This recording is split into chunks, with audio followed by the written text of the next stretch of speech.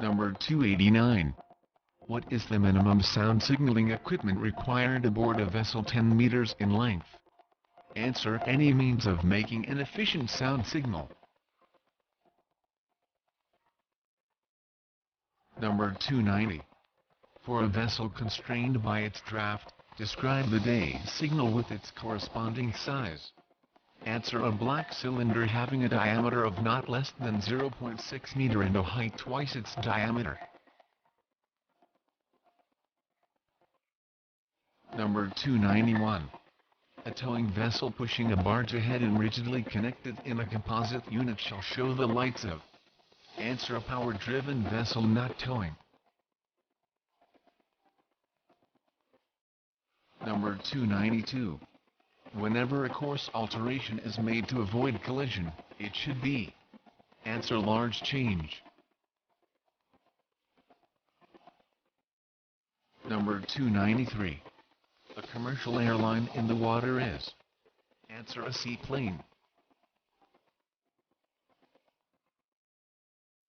Number 294.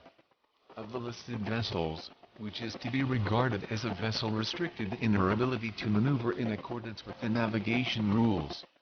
Answer: a vessel engaged in mine clearing. Number 295.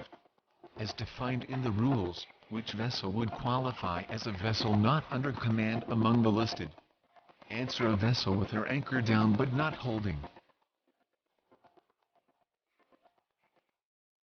Number 296. Which statement is true regarding equipment for bell and gong signals? Answer: manual sounding of the signals must always be possible. Number 297. Of the listed, which vessel is not classified as vessel restricted in her ability to maneuver in accordance to the rules?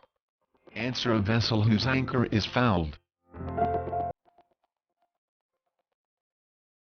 Number 298. A 95-meter vessel aground shall sound which fog signal? Answer: a rapid ringing of a bell for 5 seconds, preceded and followed by 3 separate and distinct strokes on the bell. Number 299. The competence and vigilance of the officer of the watch provide the most direct means of. Answer: avoiding dangerous situations. Number 300. The collision avoidance rules shall apply to which of the following vessels?